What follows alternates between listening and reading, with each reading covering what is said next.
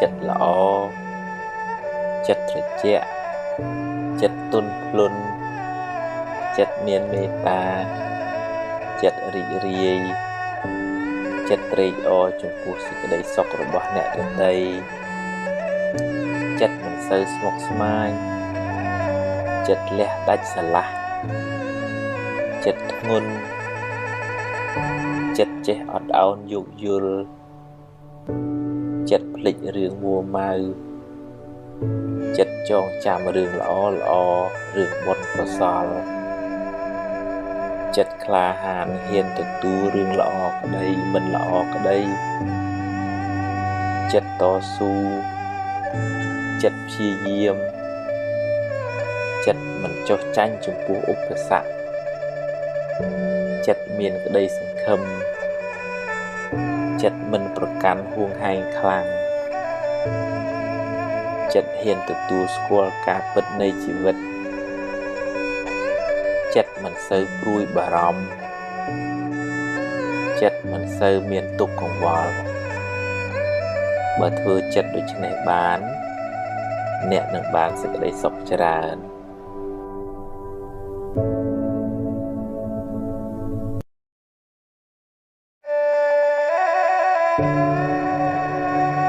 វិបត្តិផ្លូវចិត្ត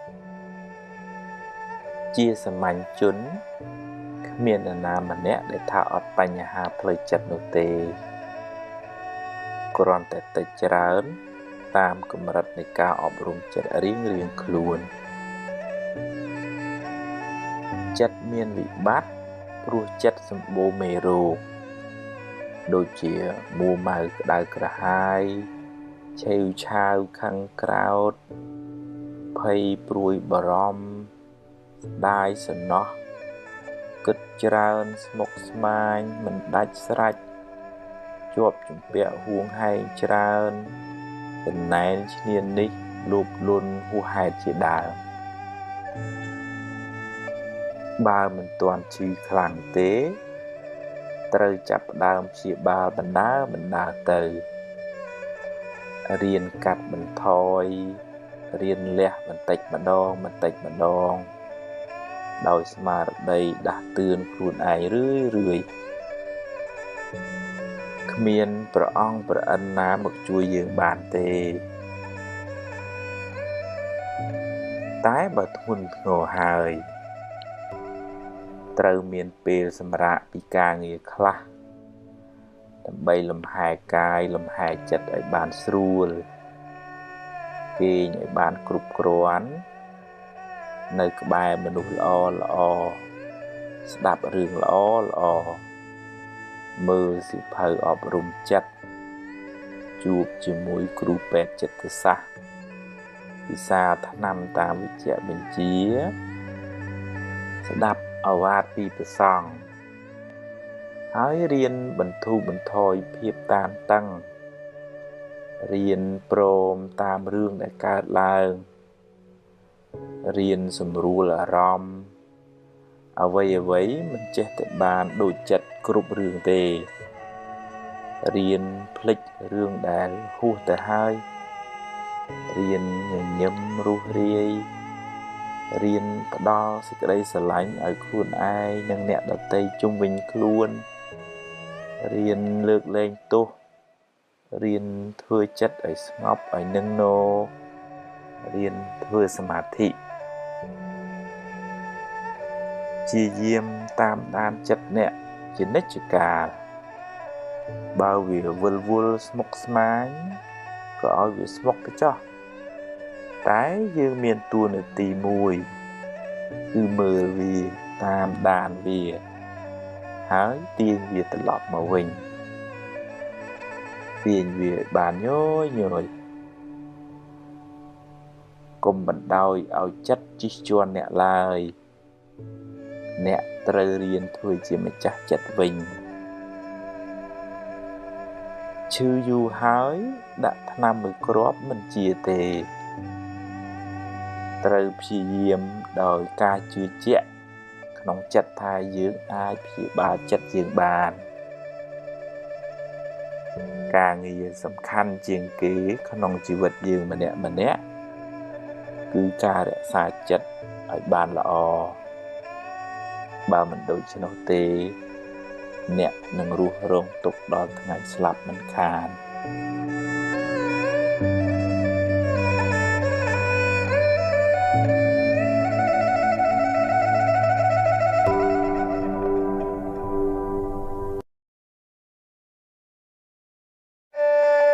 ឈឺមិនដឹងខ្លួនឆេវឆាវច្រើនអន់ចិត្តច្រើនស្មុគស្មាញច្រើនគិតច្រើនពិបាកចិត្តច្រើនយូរទៅคล้ายជាជំងឺផ្លូវចិត្តដោយមិនដឹងខ្លួនរហូតដល់ថ្នាក់បញ្ជាចិត្តលែងបានជីវិតអ្នកនឹងវិលវល់រកសុខមិនឃើញឡើយរាងកាយប្រែคล้ายទៅជាស្ពឹកស្រពន់មិនចង់ធ្វើអីចិត្តមិនលុះលាញរុញរាមិនស្ទុះស្ទាពេលខ្លះទៅជាភ័យខ្លាចគ្រប់រឿងណាមិនគួរភ័យក៏ភ័យដែរថាមិនចង់គិតទេតែចិត្តចេះតែគិតហើយគិតចេញតែរឿងខុសប្រហែលជាដល់ពេលដែលអ្នកត្រូវសម្រាកពីការងារខ្លះបន្ថយសម្ពាធខ្លះមានពេលលំហែខួរក្បាលហើយរៀនផ្ដល់សេចក្តីស្រឡាញ់ឲ្យខ្លួនឯងរឿយថាសូមឲ្យខ្ញុំបានសុខរួចផុតពីទុក្ខសូមឲ្យខ្ញុំបានសុខរួចផុតពីទុក្ខនឹកដល់ពាក្យនេះឲ្យបានរឿយហើយទម្លាប់ហៅចិត្តឲ្យមកនៅក្នុងផ្ទះគឺរូបកាយអ្នកវិញកុំឲ្យវាដើរអនាថាច្រើនពេកទម្លាប់តាមដានវាបើវាទៅណាយើងតាមមើលវាហើយបើវាគិតរឿងខុសទម្លាប់ទាញវាមកវិញមកគិតរឿងបច្ចុប្បន្នរឿងល្អរឿងនាំឲ្យចិត្តសប្បាយហើយកុំសូវនឹករឿងក្តៅក្រហាយពេកកុំស្ដាយក្រោយអីរៀនភ្លេចទៅរឿងណាហួសហើយឲ្យវាហួសទៅចោះហើយរឿងណាមិនទាន់មកដល់ទេក៏កុំព្រួយពេកអីជួបរឿងណាដោះរឿងនឹងទៅកុំបង្កើតរឿងសពនិមិត្តមកបន្លាចចិត្តខ្លួនឯងអី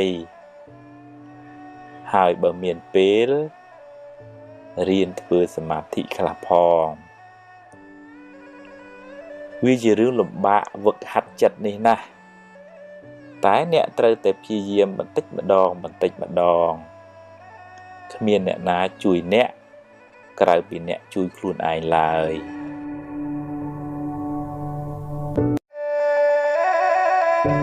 ខ្លាចបារម្ភពេកខ្លាចពេក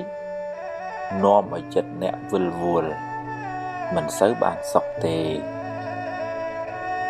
ពេលខ្លះមិនទាំងមានរឿងអីផងឬរឿងនោះតូចតាចណាស់តែបែរទៅជាស្លន់ស្លោគិតរឿងមួយចេញរឿង100ហើយដេកកើតទុកបដោយយូរទៅអ្នកនឹងរស់នៅក្នុងភាពភ័យខ្លាចរហូតគ្មានអ្នកណាល្ងងទៅដេកភ័យខ្លាចថ្ងៃរះនោះទេរះលិចជារឿងរបស់ថ្ងៃយ៉ាងណាមិញរឿងល្អរឿងអាក្រក់តែងកើតមានជាធម្មតាគ្មានអ្នកណាជៀសរួចទេហើយអ្នកមិនអាចបង្គាប់បញ្ជាវាបាន 100% ឡើយប្រឹងប្រែងទៅប្រយ័ត្នប្រយែងទៅតែបើវាមិនបានដូចចិត្តទេក៏កុំមួម៉ៅពេកអីដោះស្រាយទៅកុំទម្លាប់នាំខ្មោចមកលងចិត្តខ្លួនឯងអីខូចខួរក្បាលអស់ហើយ ហើយកុំប្រកាន់ពេកកុំហួងហែងពេកកុំគិតថាអ្វីត្រូវតែបានដូចចិត្តឡើយមិនអាចទេចង់កាន់តែខ្លាំងទុកក៏ខ្លាំងដែរហើយកុំទម្លាប់បង្កើតរឿងសប្បនិមិត្តមកបន្លាចចិត្តខ្លួនឯងឡើយរឿងនោះមិនទាន់មានទេប្រាប់ចិត្តកុំឲ្យល្ងងដូចនេះទៀតរៀនតាំងចិត្តឲ្យស្វាហាប់ឲ្យរឹងមាំប្រឹងបំពេញភារកិច្ចណាដែលអ្នកត្រូវធ្វើពេលនេះឲ្យអស់ពីសមត្ថភាពរឿងថ្ងៃស្អែកចាំស្អែកចាំគិតទៀត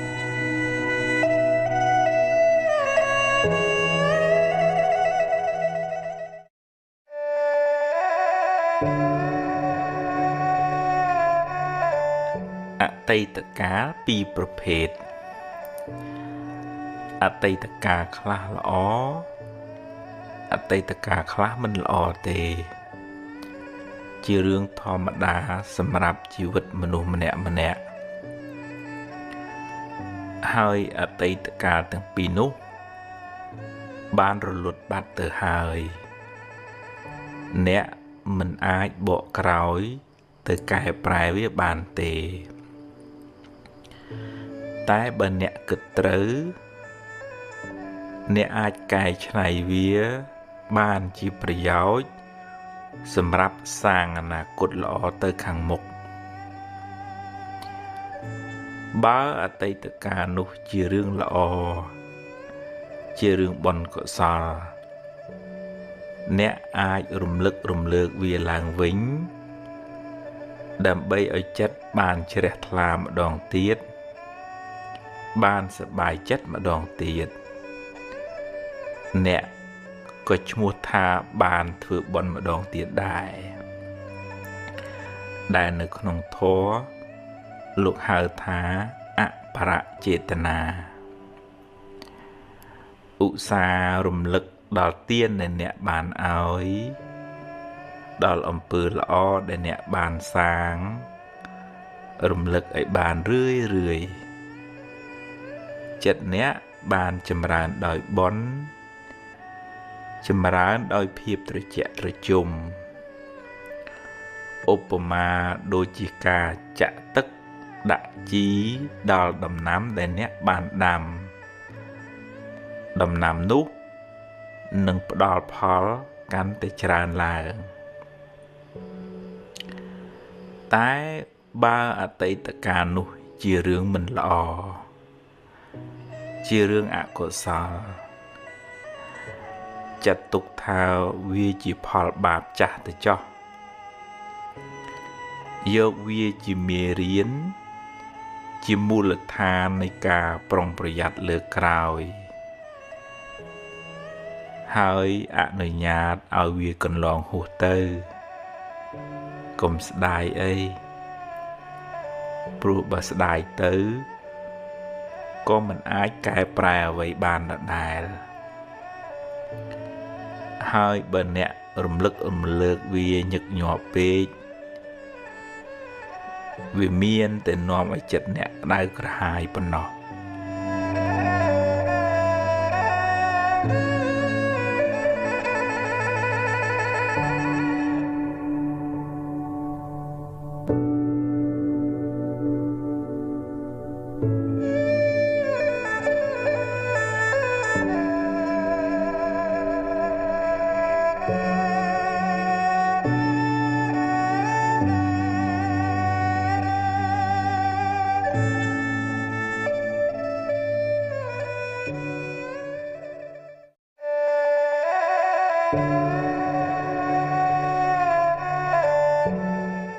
ខ្ញុំខំធ្វើល្អហេតុអ្វីខ្ញុំនៅតែមានទុក្ខច្រើនអ្នកខ្លះមានសមានចិត្តល្អមានចិត្តសប្បុរសអាណិតអាសូរជួយអ្នកដទៃច្រើនតែបែរជាមិនសូវបានសមប្រកបជួបរឿងទុក្ខសោកមិនចេះចប់មិនចេះហើយ ពេលខ្លះជួយគេហើយបែរជាគេរមិលគុណនិយាយអាក្រក់រហូតដល់ធ្វើទុកបុកម្នេញមកវិញក៏សឹងមានអំពើល្អដែលអ្នកបានសាងហើយនៅតែជាអំពើល្អដដែលមិនប្រែទៅជាអាក្រក់ទេគ្រាន់តែវាមិនទាន់មានពេលឲ្យផលប៉ុណ្ណោះចំណែករឿងមិនល្អរឿងអកុសលដែលអ្នកបានជួបវាជាផលនៃកម្មចាស់ដល់ពេលត្រូវឲ្យផលគួរស្វែងយល់ផងដែរថាបុណ្យកុសលមានច្រើនលំដាប់ហើយបុណ្យទាំងនោះជួយអ្នកឲ្យបានស្រាលពីទុក្ខតាមលំដាប់ដែរកុសលថ្នាក់ទានលះចិត្ត